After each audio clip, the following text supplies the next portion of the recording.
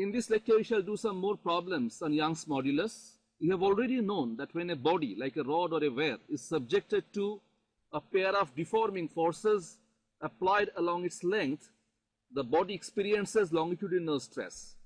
The symbol for that stress is sigma n, and as a result of that, the body suffers longitudinal strain given by the symbol epsilon n. According to Hooke's law, if the strain remains small, the ratio of the stress and strain, that is sigma n by epsilon n, is a constant, and that is equal to the Young's modulus for the material of the body. Only solids have got Young's modulus, liquids and gases don't have Young's modulus. And when you look for the value of y in a standard table, you must keep in mind the value of y is only approximate, representative. So it is wise to stick to a maximum of 2 significant figures in the value of y. The problems we choose in this lecture will be more demanding than the ones we have done so far. So let us go on to a new page and start with our first problem. So we have come onto this new page to continue with the problem. The question is here, the figures are here, and our important step results 1 and 2. So once we have got the values of longitudinal stress and longitudinal strain expressed in terms of the symbols, we know that Young's modulus for the material of this wire, that is copper, must be given by the ratio of longitudinal stress sigma n by longitudinal strain, that is epsilon n. Putting the values from above, sigma n is of course mgl divided by 4 pi into r square h, that is the numerator, divided by epsilon n, the strain is 2h square by l square.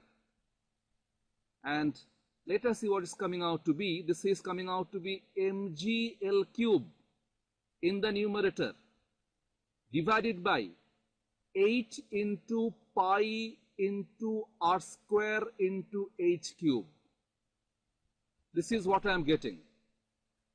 It is a good idea to go for a mental dimensional check all the time to be on the right track. We can see here mg is the unit of force, pi r square is area. So force by area is this much, and L by h whole cube is a dimensionless number.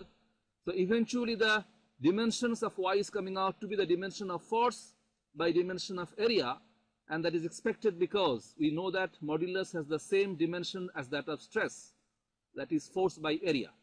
So we need to find out here the vertical distance through which the midpoint C sags, that is this length h. Therefore, by rearrangement, I could write down that h cube is coming out to be mg L cube divided by 8 into pi r square into y.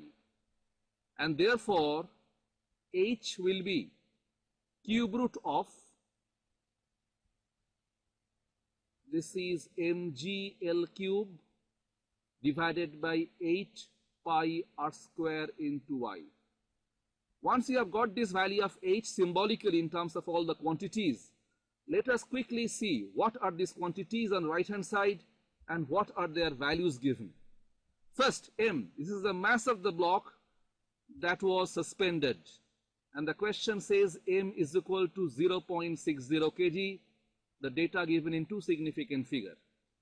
G is free fall acceleration, which will be taken to be 9.80 meter per second square.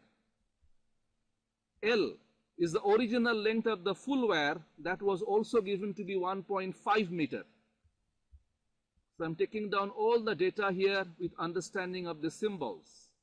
Next, R, this is the radius of circular cross section of this copper wire, that is also given 1 millimeter.